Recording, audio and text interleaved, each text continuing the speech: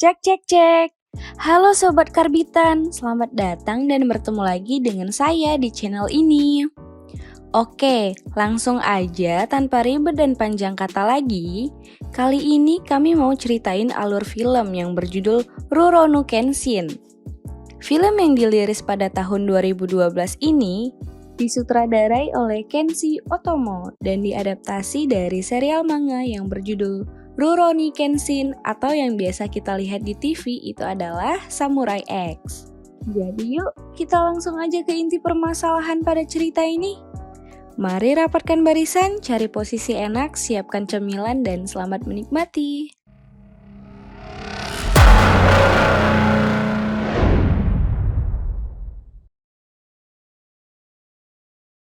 Film ini berawal dari Himura Batosai yang ikut serta dalam partisipasi perang besar yang dikenal sebagai Perang Bakumatsu. Tanpa rasa takut sedikit pun, Batosai membantai habis semua orang yang ada di sekitarnya.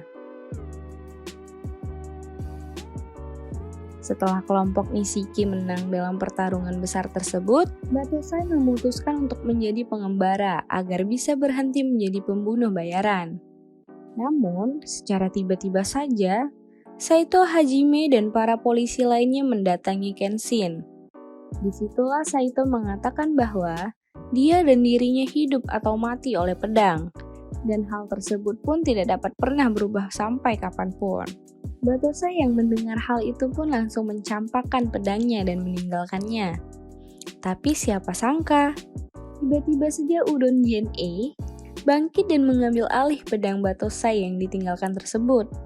Nah, dari sinilah era baru dimulai. Era di mana kedamaian dan kemajuan pada negara Jepang untuk mengubah sistem pemerintahan yang dipimpin oleh satu orang. Di sisi lain, ada Takeda Kanryu yang ingin memperkaya dirinya dengan membuat opium oleh wanita yang bernama Takane Megumi. Maka dari itu, Takeda pun menyuruh pembunuh bayaran untuk membantai semua teman-temannya Megumi. Usut punya usut, ternyata orang yang berhasil kabur dari markasnya Takeda tersebut adalah polisi yang sedang menyamar. Maka di situ Saito pun langsung tahu bahwa yang membunuh anak buahnya tersebut bukanlah Batosai. Kemudian, Saito mendatangi Takeda untuk menginvestigasinya tentang pembunuh yang mengaku dirinya sebagai Batosai. Lalu, ketika Takeda sedang jalan, tiba-tiba saja anak buahnya memberitahukan bahwa Megumi kabur. Maka dari itu, Takeda pun marah dan menyuruh pembunuh bayaran untuk mengejarnya. Di saat Megumi mendatangi kantor polisi, secara mengejutkan Jin-e datang dan membantai semua polisi yang ada di sana untuk membawa Megumi kembali. Lalu, ketika Batosai datang ke sebuah perayaan, dengan tidak sengaja dia melihat poster dirinya yang terpampang di papan pengumuman. Namun, tiba-tiba saja dia didatangi oleh seorang wanita yang ingin memukulnya bernama Kamiya Kaoru. Tapi dengan cepat Batosai pun memberitahukannya bahwa dia adalah seorang pengembara yang bermodalkan pedang bermata terbalik bernama Kenshin. Di saat Kaoru sedang jalan pulang, dia bertemu dengan Jin-e yang ingin membunuhnya. Namun, dengan cepat, Kenshin datang menyelamatkannya. Setelah itu, Kaoru mengajak Kenshin mendatangi dojo peninggalan ayahnya. Dia menceritakan masa lalunya, bahwa tepat 6 bulan lalu, ayahnya meninggal yang disebabkan oleh Batosai. Nah, disinilah Kenshin mulai mengerti tekad kuat yang dianut oleh Kaoru untuk melindungi orang-orang yang dia sayang. Keesokan harinya, sekelompok orang mendatangi dojo dan mengacaukannya. Tapi lagi-lagi Kenshin datang menolongnya dan membantai kelompok tersebut menggunakan teknik Hiten Mitsurugi Ryu miliknya.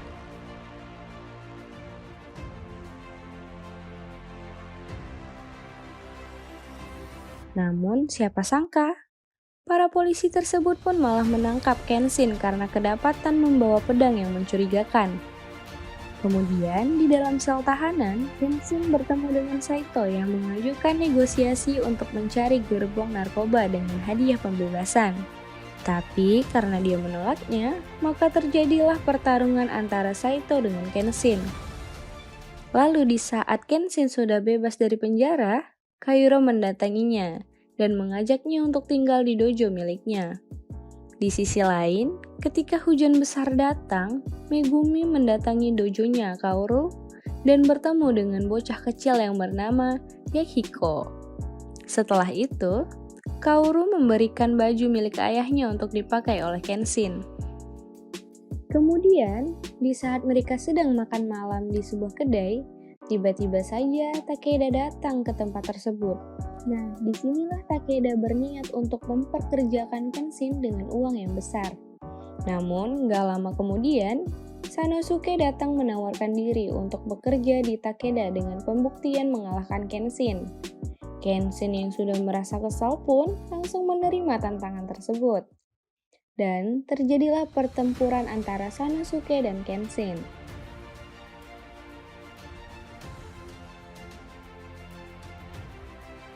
Tapi karena gerakan tempur Sanosuke yang lambat, maka satu persatu serangannya pun dapat Kenshin hindari dengan mudah. Dan dengan cepat Kenshin menyadarkan Sanosuke untuk tidak bekerja padanya. Nah, disinilah Takeda sadar bahwa Kenshin bukanlah orang yang bisa dibeli. Maka dari itu, akhirnya dia pun menyuruh anak buahnya untuk membantai orang-orang.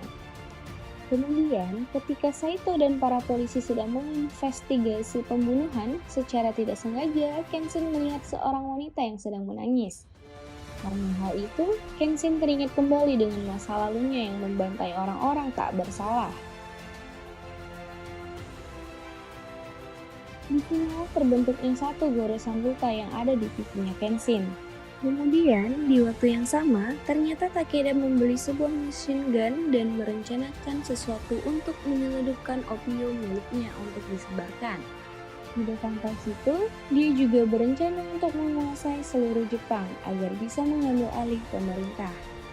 Keesokan harinya, ketika mereka hendak makan, secara tiba-tiba saja para warga mendatangi Kaoru untuk meminta pertolongan. Nah, disinilah Megumi menyadari bahwa ternyata pembunuh bayaran yang menemuinya itu sudah menaruh racun di sumur-sumur milik warga. Maka dari itu, dengan cepat Megumi langsung membantu para warga untuk menyembuhkannya. Setelah kejadian tersebut, Megumi menceritakannya kepada Kenshin bahwa dia adalah seorang wanita simpanan Takeda serta dokter untuk membuat opium. Usut punya usut, ternyata orang-orang yang mengkonsumsi opium dapat merubah dirinya seperti zombie yang sangat mengerikan. Di malam harinya, Megumi meninggalkan dojo untuk kembali ke markasnya Takeda. Kenshin yang melihat surat tersebut pun akhirnya memutuskan untuk mendatangi Takeda agar bisa menyelamatkan Megumi. Nah, di sini ternyata Megumi meninggalkan dojo untuk membunuh Takeda. Langsung dan Sanosuke yang sudah tiba di markasnya Takeda pun langsung membantai habis prajuritnya dengan teknik-teknik yang sangat melegenda miliknya.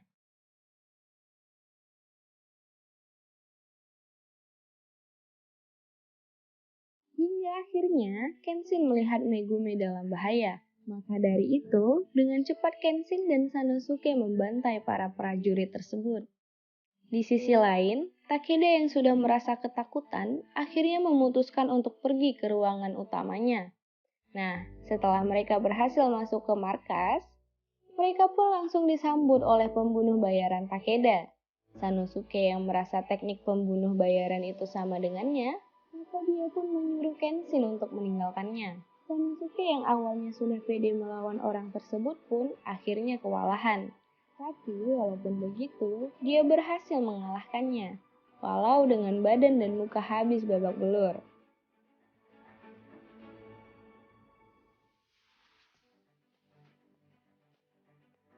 Kemudian Kenshin bertemu dengan pembunuh bayaran lainnya yang menggunakan topeng. Dan terjadilah pertempuran antara Kenshin dan pria tersebut. Nah, di sini pria bertopeng itu menggunakan senjata api dan pedang yang membuat Kenshin harus lebih cepat menghindarinya. Tapi nggak lama kemudian, Kenshin pun mulai serius dan langsung mengalahkannya.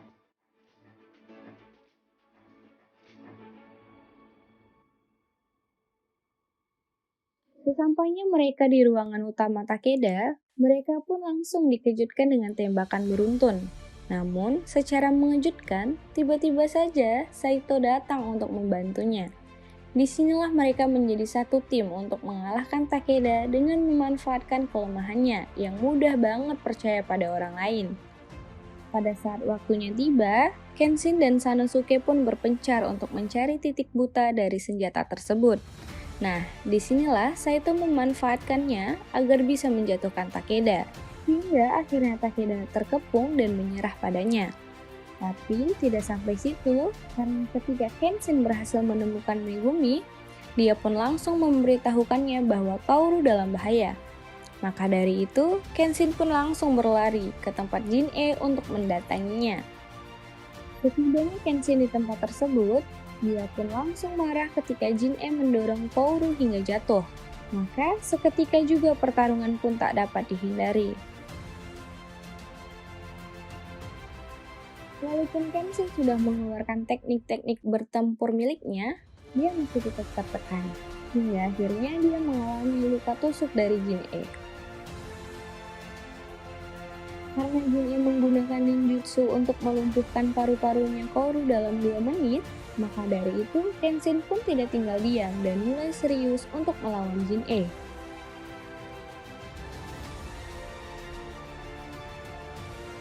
Hingga akhirnya, satu persatu teknik legendaris milik Kenshin pun keluar yang dapat melukai Jin-E. Nah, di sini Kenshin pun harus mengambil keputusan yang sangat berat.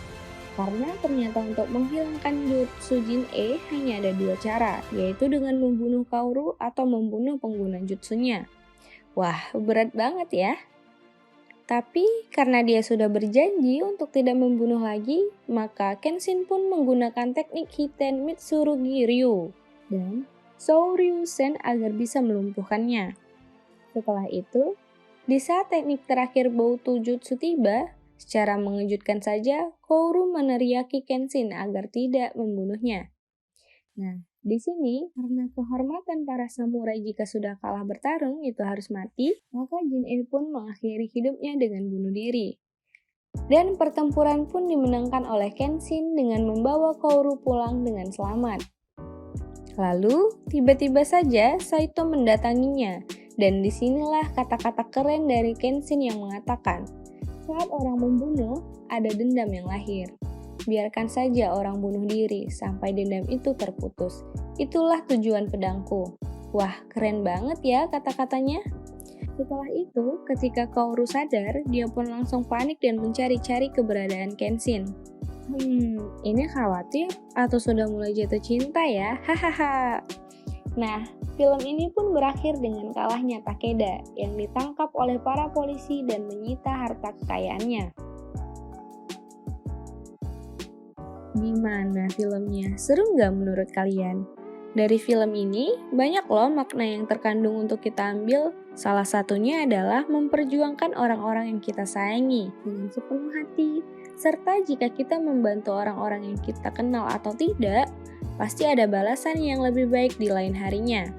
Nah, di sini juga memberitahukan kita bahwa orang yang pernah jahat pasti ada waktu untuk berubah menjadi yang lebih baik. Ya, kalau bisa sih jangan jadi jahat ya. Segitu dulu dari kami. Terima kasih bagi kalian yang sudah nonton konten kami ini. Kalau ada yang mau request film atau memberikan saran, silahkan tulis di kolom komentar kami ya. Jangan lupa subscribe, like, dan share konten kami agar kita bisa bertemu di konten selanjutnya. See you on the next video.